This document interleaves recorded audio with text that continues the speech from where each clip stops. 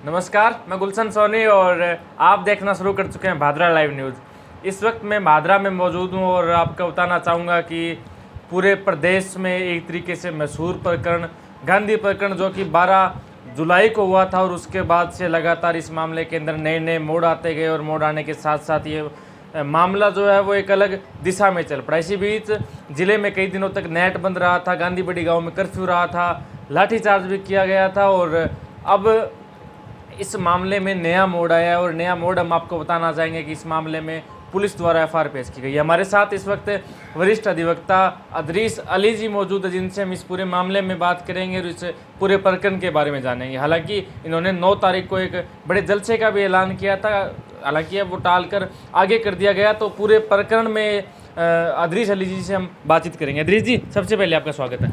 नमस्कार, आपका बहुत बहुत धन्यवाद। सभी श्रोताओं को सादर नमस्कार, सलाम, आदाब। बताइए सर, वर्तमान में गांधी प्रकरण का क्या कुछ स्टेटस है? 11 जुलाई की ये घटना थी, जैसा कि आप लोगों को विदित है। उसके बाद में अनुसंधान हुआ।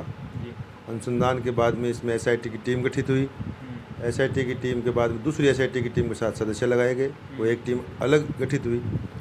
उस टीम ने यहाँ लगभग 1 हफ्ता रह कर के पूरे तथ्य प्रकरण के जिस प्रकार से बताए और जिस प्रकार से घटना को बनाया गया, बताया गया, उसमें सब में कतई ही सत्यता नहीं पाई।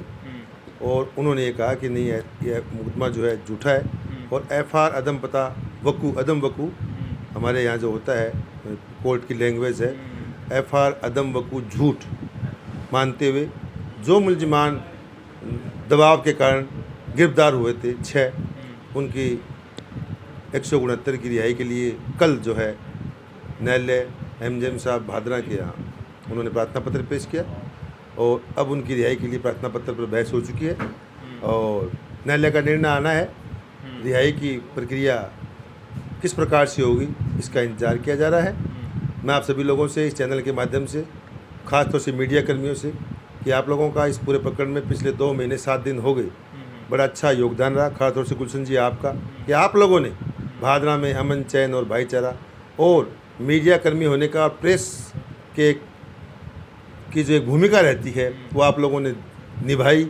उसी का नतीजा है कि सभी लोग, सभी संप्रदाय के लोग, अमन, चैन और भाईचारा हमारे तहसील में रहा। किसी व्यक्ति के साथ किसी व्यक्ति ने, छोटा या बड़ा कोई भी हो, कुछ भी नहीं किया। ठीक है, घटना के बारे में और धार्मिक भावना हमारी गौ माता है, जैसा कि कहते हैं, पूजनीय है और इस प्रकार की घटना अगर सुनता है तो हर आदमी स्तब्ध रहता है। लेकिन उन लोगों ने, सब ने उस समय ही मान लिया था कि घटना में कहीं ना कहीं शंकाएँ हैं और वो शंकाएँ आज दूर होने जा रही है। पुलिस ने अपनी तरफ से दूर कर दी है और वो जो उन लोगों को मुलजिम नहीं माना। अब आगे जांच कैसे होगी, क्या किस अधिकारी ने किया, किस प्रकार से रहा, क्या कारण रहे, वो अलग इशू है। लेकिन मैं फिर आपसे कहूँगा कि ये नतीजा आने के बाद आप लोग अभी भी सभी जाति धर्म वर्ग के लोग, किसी व्यक्ति विशेष के बारे में, किसी धर्म विशेष के बारे में, किसी पार्टी विशेष के बारे में, किसी और वर्ग के बारे में किसी प्रकार की कोई भी टीका टिप्पणी ना करें। ये एक ऐसा घटनाक्रम हुआ, ये इस बात का सबूत दे गया कि भादरा के लोग बिल्कुल, चाहे कोई कुछ भी करे, अमन, चैन और भाईचारा रहते हैं। ठीक है, कुछ लोगों की धार्मिक भावनाओं को ठेस पहुंची, कुछ समाज के लोगों पर ये आरोप भी लगाया गया, लेकिन फिर भी लोगों ने सब चीज़ दूर करके और एकता बनाए रखी। आपका बहुत बहुत धन्यवाद। सर, बात करें पुलिस की, तो जब राहुल कसवां ने पार्लियामेंट में ये प्रश्न उठाया कि एक सैंपल जो कि प्राइवेट आदमी द्वारा दिया गया है वो पॉजिटिव आया और जो 11 जो घटनास्थल से लिए गए थे वो नेगेटिव आए हैं। हालांकि सर, पुलिस ने ये बात पहले क्लियर नहीं की थी। पार्लियामेंट में बोलने के बाद इस मामले का पता चला और उसके बाद ही आपने सर आंदोलन की 9 तारीख को घोषणा की थी। इसी बीच सर कहीं ना कहीं आप कमी पुलिस की भी नहीं मानते कि उन्होंने इस मामले को दबाए रखा? सैंपलों की जो रिपोर्ट है, सैंपलों का जो सही नतीजा है वो सामने नहीं आने दिया। जब आपने 9 तारीख की घोषणा की कि हमारे लगभग बहुत सारे लोग जो है वो इसमें आंदोलन करेंगे, 36 कौम के लोग इसमें आएंगे, उसके बाद सर पुलिस ने एक प्रेस नोट निकाल कर इस बात को क्लियर किया। हालांकि उस समय बहुत ज़्यादा देर भी हो चुकी थी। देखिए, घटना होने के बाद में एफआईआर होती है, अनुसंधान होता है जी। पुलिस के जल्दबाजी की, जिस समय ये एफएसएल की रिपोर्ट प्रथम बार उन्होंने डिक्लेयर की, कानूनन तो ये भी नहीं करनी चाहिए थी, क्योंकि ये एक अनुसंधान का हिस्सा था। जब तक न्यायालय में एफआईआर या चालान पेश ना हो तब तक इस प्रकार के बिंदु को डिक्लेयर नहीं करना चाहिए था। लेकिन कहीं ना कहीं उनकी भूल रही, मानव स्वभाव है, भूल हो गई होगी और उसके बाद में जो है लोगों में ये भ्रांतियाँ फैली, क्योंकि जो स्टेटमेंट आया जसाराम जी बोस का, जो एडिशनल एसपी हेडक्वार्टर हनुमानगढ़ हैं, कि सैंपल पॉजिटिव पाए गए, इसका मतलब बहुवचन। तो लोगों ने मान लिया कि सारे सैंपल पॉजिटिव पा लिए। फिर जब इसका एनालिसिस किया गया, सामने बात आई और विभिन्न सूत्रों से पता चला कि सैंपल सिर्फ एक पॉजिटिव आया है, जो अज्ञात व्यक्ति ने घटनास्थल जहाँ बताया गया उससे 1.5 किलोमीटर दूर एक स्कूल में शाम को 6:30 बजे देना बताया। तब हम लोगों ने ये कहा कि ये सैंपल कहाँ से आया, किस कानून में इसका कोई प्रावधान नहीं है, किस आधार पे आपने लिया, और इसकी बात खुली। रही बात है आंदोलन की हमारी कतई इच्छा नहीं थी। हमारा पहला धर्म था कि चाहे मुलजिम गिरफ्तार हो जाए, अगर निर्दोष है तो छूट जाएंगे, कोई बात नहीं है, लेकिन अमन चैन भाईचारा रखने में सारी भारत तहसील के लोगों ने, 36 बिरादरी के लोगों ने सहयोग किया। फिर हम लोगों ने प्रशासन से कहा कि आप इसका जिस प्रकार से पहले आपने सब सैंपल पॉजिटिव पाए गए शब्द यूज़ किया था, अब इसको आप क्लियरिफिकेशन करें कि एक सैंपल पॉजिटिव पाया गया है और वो राजपाल दाहिल द्वारा दिया गया पाया गया। ये उन्होंने क्लियर किया। प्रशासन ने फिर ऐसा किया कि मौलाना साहब के घर से जो भी बरामदगियाँ जब्तियाँ हुई उसके नौरे से या उनसे सारे नेगेटिव हैं, और राजपाल दाहिल द्वारा घटनास्थल से 1.5 किलोमीटर दूर 6:30 बजे जो सैंपल मुकेश और बुंद उन्होंने दिया था, जिनके हस्ताक्षर है फर्द पर और जब्ती पर भी उनके हस्ताक्षर है, उन्होंने अज्ञात कह के दिया था कि अज्ञात जगह से लाए हैं और ये सैंपल पॉजिटिव पाया गया। देखिए, मेरे चीज़ पास कोई चीज़ बरामद होती है, उसके अपराधी आप नहीं बन सकते। मेरे घर पे कुछ नहीं मिला, मेरे परिवार में कुछ नहीं मिला। वो पार्टी जिसको बताया गया है कुर्बानी की गई, देखिए इस्लाम धर्म में पार्टी 2.5 साल से कम की पार्टी कुर्बानी नहीं दी जा सकती। अगर बकरा और मिंडा होगा तो 1 साल की होती है। बकरा और मिंडा व्यक्ति अकेला देता है, पार्टी की जब करते हैं तो उसमें 7 हिस्से होते हैं, और ये मान्यता है, धार्मिक मान्यता है कि 7 हिस्सों में एक हिस्सा अपने घर रखोगे, एक हिस्सा अपने घर रिश्तेदार और आसपास के जो लोग आपके मित्रगण हैं, तो इसमें भी मित्रगण थे जो कुछ दिन रात को खाने के लिए तैयार थे। पहले दिन भी खाकर गए हैं वो मित्रगण, दूसरे दिन ये बवाल खड़ा किया उन्होंने, वो मित्रगण खाकर भी गए थे मौलाना साहब के घर में। और एक हिस्सा जो होता है वो गरीब लोगों को बांटने का होता है। तो ये 3-4 साल की पार्टी थी, जिसका टैग भी मिला है, जिसके सारे टीकाकरण भी मिला है, सारी बातें आने के बाद में वो पार्टी कम से कम 2.5 से 3 क्विंटल की थी। सब घर के लोगों से को दी गई थी, उनसे जब्त किया, उसकी एफएसएल रिपोर्ट आई, सब में नेगेटिव था। तो फिर हमने ये कहा कि भाई आप ऐसे कैसे कर रहे हो, ये बात अपराध की नहीं। पहली बात तो ये होगी कि गौ माता जैसी पूजनीय धार्मिक आस्था से जुड़ी हुई उसके नाम से किसी धर्म विशेष के को आघात लगा। दूसरा ये हो गया कि आरोप ऐसे लोगों पर लगा, मुस्लिम समाज के लोगों पर, कि ये धार्मिक कलंक लग गया था। सामाजिक रूप से लोगों ने, हमारे कुछ लोग, चंद लोग थे राजनीति चमकाने के लिए, वो लोग वहाँ कह रहे थे कि इनको गांव से निकालो, इनको ऐसे कर दो, वैसे कर दो।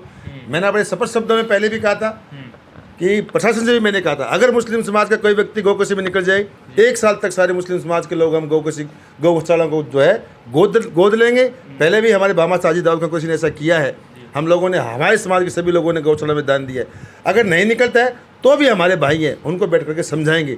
लेकिन वहाँ पर भी प्रशासनिक अधिकारियों ने मेरी 90-100 आदमियों की लिस्ट सब समाज की बनाई हुई थी, उसमें कहीं ना कहीं भूल की और जल्दबाजी की। जल्दबाजी का नतीजा ये हुआ कि इतना बड़ा बवाल खड़ा हुआ, लेकिन फिर भी हम सब फसाद से बच गए। आज हमारा भाईचारा है और हम इसी प्रकार से हमें सामान्य जीवन जी रहे हैं जो पहले था।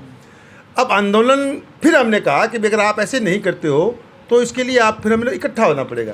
जब लोग हमें गांव से निकालने का अल्टीमेटम देने लग गए, जब लोग आकर के हर बात, हर आदमी समाज विशेष के प्रति घृणित आंख दृष्टि देखने लग गया, तो फिर क्या करे आदमी। तब हमने कहा भी इसको मेटना है। हमारे भारत के मुस्लिम समाज नहीं, मैं तो 36 बिरादरी पे, हमारे पूरी तहसील इलाके में कभी ऐसी घटना सुनी नहीं थी।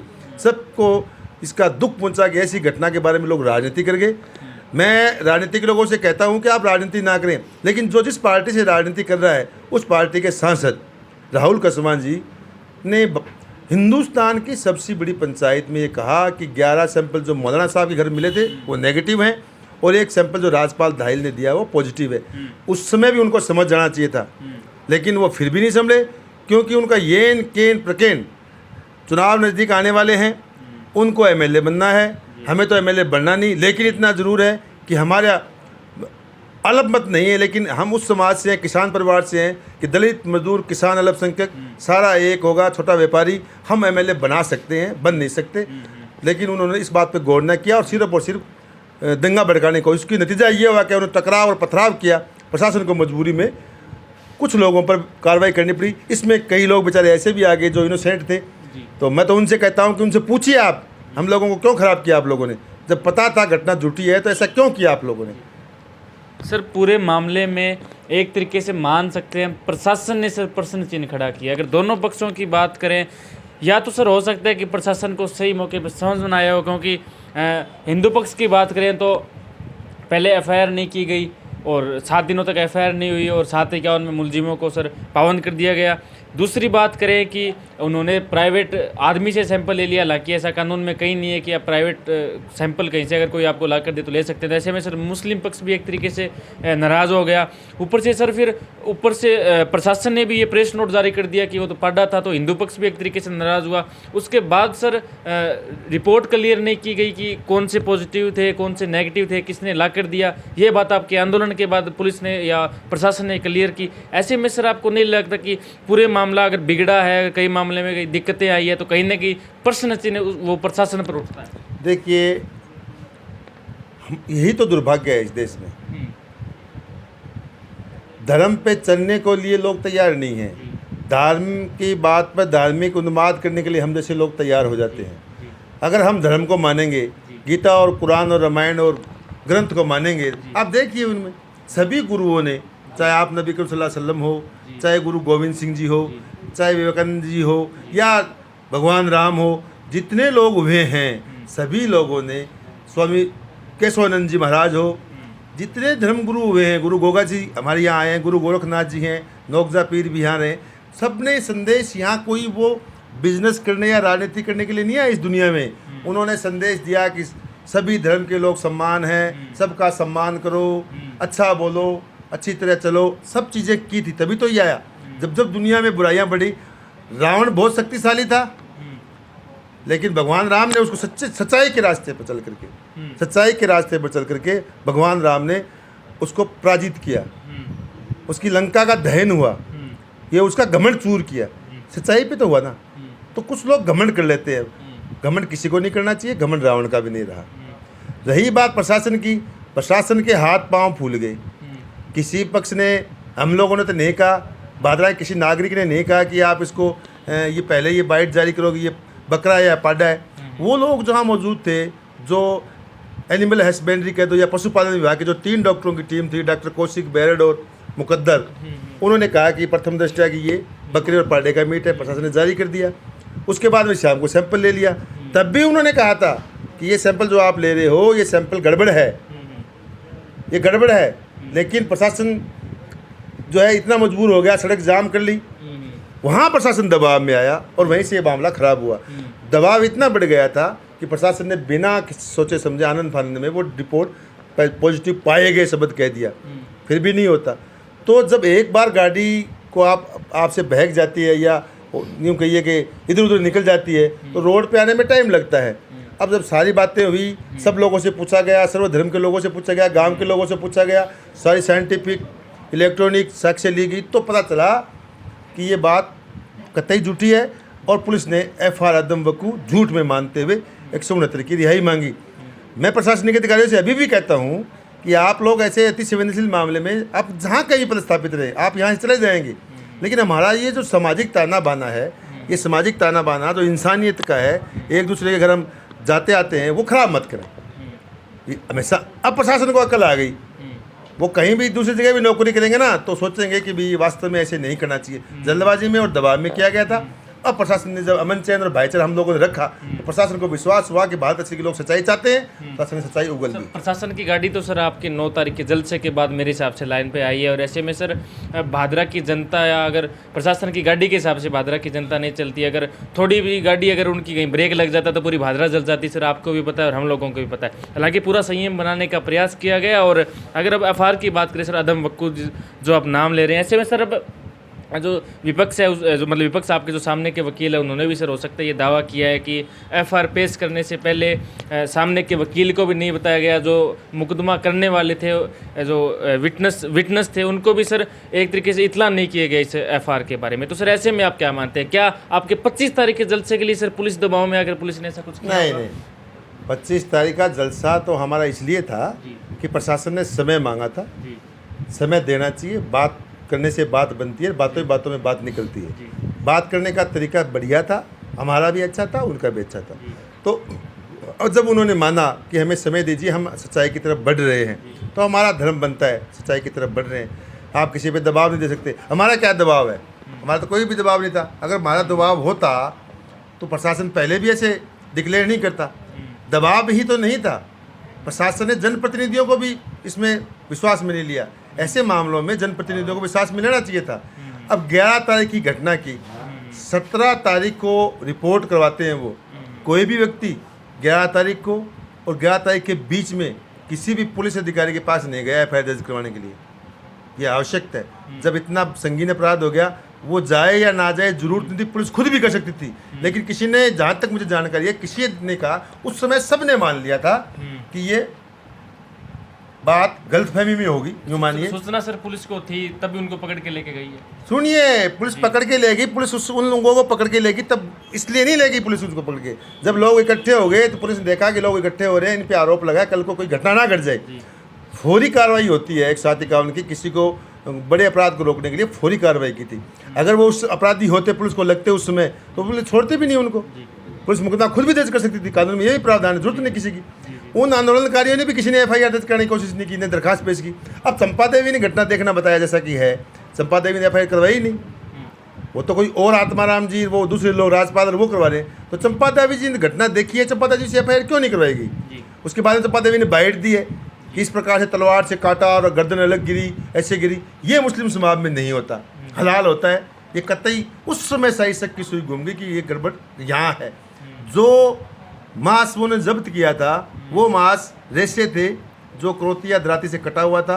मैं तो ये कहता हूँ इन लोगों की जांच होनी चाहिए। और इतना प्रशासन को परेशान किया, इतने पैसे खर्च हुए, उनसे वसूली करनी चाहिए कि ये लोगों ने आंदोलन में इतने लोगों के मुकदमे दर्ज हुए बेचारों पर, जिनको डंडे भी पड़े हैं पुलिस के, बच्चों की पढ़ाइयाँ भी खराब हुई है, कुछ बच्चे बेचारे नौकरी कर रहे हैं, उनके खिलाफ 3-7 के मुकदमे दर्ज हो गए। उनके घर के वो लोगों पर क्या बीतेगी, क्या बीतेगी? ये तो हम जैसे लोगों ने तो गड़बड़ की है ना इसमें। जो राजनीति चमकाए थे वो तो इनोसेंट लोग थे, उनसे पूछना चाहिए, प्रशासन का सहयोग करना चाहिए, ताकि आगे क्या और होने जा रहा है उसका इंतजार कीजिए। सारी कार्रवाई होगी, सच्चाई अब सामने आई है, थोड़ी सी बाकी है, वो भी खुलेगी। सारी जनता से चाहता हूँ कि सहयोग करें, ऐसे किसी के बकाव में नहीं, चाहे मैं भी हूँ। सर आपके भादरा बार की बात करें तो एक तरीके से काफ़ी एकता है सर आपके बार में। और जब गोकसी की ये घटना होना बताया गया तो तब सर बार ने फैसला लिया कि इन मुलजिमों की कोई पैरवी नहीं करेगा। ऐसे में सर आपने अंतरिम जमानत उनकी लगाई थी, और ऐसे में आपका सर काफ़ी शायद सोशल मीडिया पर भी देखने को मिला था कि लोगों ने विरोध भी किया था। उसके बाद सर कल शाम को आपने शायद वो अंतरिम नोट प्रेस भी सर कर ली थी। ऐसे में सर क्या आपको पता चल गया था कि एफआईआर पुलिस द्वारा पेश कर दी गई है? हालांकि सामने के वकील को तो सोशल मीडिया से या और तरीके से पता चलता है, तो क्या सर आपको प्रशासन ने पहले बता दिया था कि आज हम ये पेश करेंगे और आपने अपनी अंतरिम नोट प्रेस कर ली थी? नहीं, ऐसा नहीं है। बार संघ भादरा मेरा परिवार है जी। जिस दिन घटना सुनी और जिस प्रकार से प्रशासन ने सैंपल पॉजिटिव पाए गए का एक स्टेटमेंट जारी किया, उस समय हम लोग भी, मैं भी तो इंसान हूँ, क्या मेरे घर में भी गऊ है, मैं भी रखता हूँ। जो बोल रहे हैं उनकी तो पता ही नहीं गौ माता है कि नहीं घर में। मेरे घर में आज भी गऊ है। जिस मोहल्ले में कायम खान निवास में मैं रहता हूँ 1000 से ऊपर गौएँ होंगी। जब मुझे लगा कि एक ऐसा धार्मिक भावनाओं से ठेस पहुँची है, तो ये मेरा ही प्रस्ताव था मेरे बार संघ में कि भैया आप लोग इसकी निंदा करो। रही बात पैरवी करने की, पैरवी हम एडवोकेट एक्ट से बंधे हुए, किसी को पैरवी करने से मना नहीं कर सकते। लेकिन हमारा एक परिवार का फैसला था कि भी हम हाजिर नहीं होंगे। हालांकि मैं उस मीटिंग में हाजिर नहीं था जो ये फैसला तब हुआ, लेकिन मैं उससे अलग भी नहीं था। जब मौलाना साहब की मृत्यु हो गई और जब हम बच्चों को देखा, हजारों लोग वहाँ इकट्ठे हुए थे, सब लोगों ने ये कहा कि देखो बच्चे बिलख रहे हैं तो आप उनके अंतरिम जमानत लगाओ। मैंने मानवीय आधार पर लगाई थी। हम इंसान पहले हैं, मुसलमान बाद में है। अगर इंसान नहीं है तो हम न तो मुसलमान है, न हिंदू है, न सिख है, ईसाई है। इंसानियत के नगाते मैंने लगाई थी। मूल में तो पैरवी भी नहीं की मैंने। आज देखा आपने, आज 20 वकीलों का वकालतनामा आया है। क्यों आ गया? अब सारे वकीलों को पता लग गया कि मामला झूठा था। हम लोगों को ये अफसोस हो रहा है कि हमारे जैसे पैसे के लोग जो एडवोकेट हैं, हमारी भी लोगों ने अक्ल निकाल ली। सबके दिमाग में आ गई कि कितना इन लोगों ने षड्यंत्र रच करके हमारी बार के अंदर फ्रैक्शन करने की कोशिश की। लेकिन भादरा की बार एक है, एक रहेगी। रही बात दूसरा प्रश्न आपका क्या था, मैं भूल गया। अंतरिम लगाई थी मैंने। अंतरिम प्रशासन ने मेरे को कुछ नहीं बताया। कल जो है क्योंकि न्यायालय में देखो, न्यायालय के फैसले सरे इजलास शब्द होता है, खुले न्यायालय में होते हैं। कल जब न्यायालय में उन्होंने एफआईआर पेश की तो सबको पता था, मेरे को भी पता था, हर एडवोकेट को पता था, बाकायदा पेश हुई। पेश होने के बाद में मुझे पता लगा कि एफआईआर पेश होगी, इसलिए उस अंतरिम का कोई मतलब नहीं रहा। तब उसके बाद मैंने अंतरिम नोट प्रेस कर ली थी। रही बात प्रशासनिक अधिकारी मुझे बताएं या ना बताएं, इससे कोई फर्क नहीं पड़ता। अगर ये प्रशासनिक अधिकारी मुझे बताते तो ना तो मैं वो सैंपल जो राज्यपाल दाहिल से लिया वो लेने देता, और ना सब सैंपल जो उन्होंने जिस प्रकार से डिक्लेयर किया पॉजिटिव पाए गए वो सबूत करने देता, और ना मैं इन लोगों को जिस प्रकार से एकदम से ये लोग 7 दिन बाद में पुलिस ने कहा कि आ जाओ, बुला करके मुलजिम हम पेश करते। हम भी कानून के जानकार हैं, लेकिन हमें पता था कि नहीं, इलाके में शांति होंगी, अपराधी है या नहीं है, अगर सैंपल पॉजिटिव पाए गए तो आप इनको बैठाओ, आप प्रशासन से टक्कर नहीं सकते। इसलिए हमने मानवीय आधार पर की थी, ये हमारा मानव धर्म था। बार भादरा एक है, प्रशासन कोई मेरे दबाव में नहीं, नहीं तो मैं न कोई प्रधान हूँ, न मैं कोई एमएलए हूँ, मैं साधारण सा कार्यकर्ता हूँ। छत्तीस बिरादरी में आप जैसे लोगों का प्रेम स्नेह आशीर्वाद मेरे साथ है। जब भी कोई घटना ऐसी घटे, ऐसी नहीं, इस प्रकार की कोई किसी के साथ समस्या है, कोई भी समस्या है, मेरे टेलीफोन नंबर पे आप याद कीजिए, सदैव मैं तैयार रहूँगा। कोरोना काल में भी हमने काम किया है, उससे पहले अभी लंपी बीमारी में भी हमने काम किया, अब भी करेंगे। सर, मामला हालांकि अब न्यायालय तय करेगा कि 169 में जमानत होगी या नहीं होगी। ऐसे में सर अब दूसरे पक्ष की बात कर लेते हैं। हालांकि अगर ये मामला पेश कर दिया गया पुलिस द्वारा कि झूठा है, तो सर सामने का जो पक्ष है, यानी जिन्होंने एफआईआर करवाई है, या चंपा देवी जी है, या जो आंदोलन करने वाले रवि जी या बजरंग जी जो भी है, तो सर क्या आप 25 को अब आप सर इस तरीके का कोई आंदोलन करेंगे जिसमें सर आप कार्रवाई की मांग? न्यायालय ने 169 में रिहाई पुलिस ने मांग ली, न्यायालय को उसने अपने विवेक के अनुसार फैसला करना है, ये तो न्यायालय का काम है।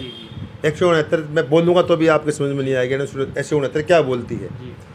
उसके बाद में जब आपने कहा कि उन लोगों को पता नहीं चला था, उनकी ओर से एडवोकेट हाजिर हुए हैं, उनको सुना गया है सोशल मीडिया के माध्यम से। वो उनका कहना है, वो इसको चाहे थे कि 3-4 दिन टले, लेकिन मैंने ये कहा कि जब प्रार्थना पत्र पेश हो गया है तो आप हमारी बहस सुनने के बाद न्यायालय का निर्णय होता है, न्याय होगा। दूध का दूध और पानी का पानी पहले भी हमने कहा था, अभी भी होगा, आप चिंता मत कीजिए। रही बात 25 के आंदोलन की, 25 के आंदोलन की अब आवश्यकता कहाँ रहेगी, सच्चाई सामने आ गई है और सच्चाई आनी बाकी है। आंदोलन दबाव के लिए नहीं किया गया था, आंदोलन विचार विमर्श करने के लिए भी आगामी नीति क्या हो, उसके लिए समाज के लोगों में बड़े विचलित थे, छत्तीस बिरादरी के सर्व समाज के लोग, कि क्या करना चाहिए। हम उनको इकट्ठा करके सब बताते हैं कि भाई ये चल रहा है, आराम से रहिए, कानून पर प्रशासन पर विश्वास कीजिए। देखिए, न्याय के मंदिर है ये, न्याय मिलता है यहाँ। आंखों की पट्टी जरूर बंदी हुई है, लेकिन पत्रावली में सारी बातें पढ़ लेती है न्यायालय के अधिकारीगण कि इसमें सच्चे क्या है। जो निर्णय अदालत का होगा, तुला है तो तुला है, न्यायालय जो भी निर्णय करेगा उसका स्वागत है। पुलिस ने तो निर्णय किया, हमने स्वागत किया, मैं तो कहता हूँ उनको भी स्वागत करना चाहिए। पुलिस ने झूठा मान लिया तो उन्हें कहते गलती होगी, बैठ के बात कर लेंगे, ना कहीं गलती होगी छोड़े पीछा, आगे की जांच बंद हो जाएगी, वरना अगर ज़्यादा पीछा करेंगे तो आगे की जांच भी होगी। लेकिन वो तो इसको विधानसभा चुनाव तो लटकाया ना चाहते हैं, लटकाने से उनको विधानसभा में चुनाव लड़ना है, किसी व्यक्ति विशेष और पार्टी विशेष के लिए प्रचार करना है, ये उनकी विचारधारा है। देखिए, राजनीति आप कीजिए भाई साहब, क्या पता मैं भी वोट दे दूं आपको, लेकिन इस प्रकार से हमें बांट करके, समाज को बांट करके, इस प्रकार से समाज में झूठी अफवाह, वो भी पवित्र गौ माता जो पूजनीय है, आप सेवा कीजिए ना। गौ माता पे भगवान ने की तरफ से जो बीमारी आई है उसमें सेवा कीजिए ना आप। अरे आपसे नहीं होते तो हमें दीजिए, हम तो आज भी कर रहे हैं, करेंगे हम। गौ हमारी पूजनीय माता है, हम उसका दूध पीते हैं, और कुरान में स्पष्ट लिखा है, देखो वो मौलाना थे, कुरान में गऊ के मांस को बीमारी बताया गया है, गऊ के दूध को अमृत बताया गया है, और गऊ के घी को सेहतमंद बताया गया है। मतलब सेहतमंद का मतलब दवा बताया गया है। और वो करेगा उस दिन, जब उस दिन मीट की कमी भी नहीं थी, उस दिन पहले दिन ईद थी, उस दिन मीट की कमी नहीं थी, तो ये तो पहले ही लग रहा था कि इस प्रकार से घटना की है। और पहले दिन ये सारे लोग उस मौलाना साहब के घर खाना खा के आए थे, इनसे ये तो पूछो कि पहले दिन क्या खा के आए थे आप लोग उसके घर। ये 150 आदमी मांगे थे, मौलाना साहब घर के खाना खा के आए थे, वो कैमरे बता रहे हैं, तो इनसे पूछो ना। और फिर इसमें बहुत बड़ी कहानी है गुलशन भाई, मौलाना साहब कम से कम 2-2.5 करोड़ रुपए गांव के कुछ लोगों को मदद करते थे, वो बिना ब्याज तो हम लोग लेते नहीं है, मौलाना साहब देते थे। हमारे पास लिस्ट आ चुकी है, इतने लोगों में पैसे मांगते हैं, किसी में 5 लाख, किसी में 7 लाख, किसी में 8 लाख, वही ज़्यादा फड़फड़ा रहे हैं, वही ज़्यादा फड़फड़ा रहे हैं। इस बिंदु में भी जांच चल रही है। अरे भाई साहब, वो दुनिया से चला गया, आप हंस रहे हो, पैसे दे दो बेचारे को, बच्चों को, उनको, नहीं तो वो भी कानून सम्मत कार्रवाई करके लेंगे, आपके सामने लाएंगे, मेरे पास रिकॉर्ड पड़ा सबका, आप चिंता मत कीजिए। तो सर हमारे साथ अदरीस अली जी मौजूद थे, जिन्होंने हमें पूरे गौकसी के प्रकरण में बताया। और अदरीस जी, आपसे हमारा अंतिम प्रश्न रहेगा, हालांकि ये मामला शाम सुबह में क्लियर हो जाएगा कि 179 में 169 में जमानत होगी कि नहीं होगी, हालांकि चांस पूरे हैं। तो सर अब लंपी वर्तमान में चलिए, आपने बताया गायों के लिए लगातार हम आगे आए हैं, तो क्या सर इस तरीके के लिए अब लंपी के लिए सर आप सब लोगों द्वारा कोई अभियान? बिल्कुल, मैंने तिरंगा यात्रा के दौरान 14 तारीख को, गुलशन जी आप भी वहाँ मौजूद थे, माननीय विधायक महोदय के सामने हमारे जनप्रतिनिधि जो हैं चेयरमैन प्रतिनिधि भाई रफीक भाई ने घोषणा की थी, जिस समय कुछ परिवार के लोगों ने वो दिया था पैसे, उसे हमने कहा था कि आपको हमें से चाहिए, जो भी किसी को व्यक्ति को चाहिए हम तैयार हैं जी। किसी व्यक्ति को चाहिए, हमारे बामासा तैयार है, हमारा समाज तैयार है, हमारी कौम तैयार है। गौ माता के लिए नहीं, किसी भी पशु के लिए, किसी गरीब की बेटी बहन के लिए। अरे कोरोना इसका उदाहरण है। जो लोग आज बकवास कर रहे हैं, कोरोना काल में आप तो स्वयं यहाँ मौजूद थे, आपने ईमान और धर्म से कह दीजिए कि कोरोना काल में इनका कोई योगदान रहा है क्या? हमारे लोग कहाँ कहाँ रात को घूम रहे थे, कहाँ पे घूम रहे थे लोग बात। इन लोगों की सेवा है ही नहीं। संघर्ष और सेवा से आपको पद मिलेगा। विधानसभा और लोकसभा का रास्ता इतना सस्ता नहीं है, और ये भादरा की जनता है, ये बगैर संघर्ष के, बगैर जनता के बीच में रहे, आपको विधानसभा या लोकसभा नहीं पहुंचने देगी। हम तैयार हैं। मैं आपके चैनल के माध्यम से कह रहा हूँ, मेरे नंबर सबके पास है, नहीं तो गुलशन जी से लेना। कहीं भी लंपी बीमारी में किसी को टीकाकरण, किसी गरीब की बेटी बहन के लिए, या कोई भी बीमारी में कोई है ऐसा है, आप संपर्क कीजिए, आप संपर्क कीजिए, मौका दीजिए। हम बड़े खुशनसीब होंगे कि आप हमें मौका देंगे।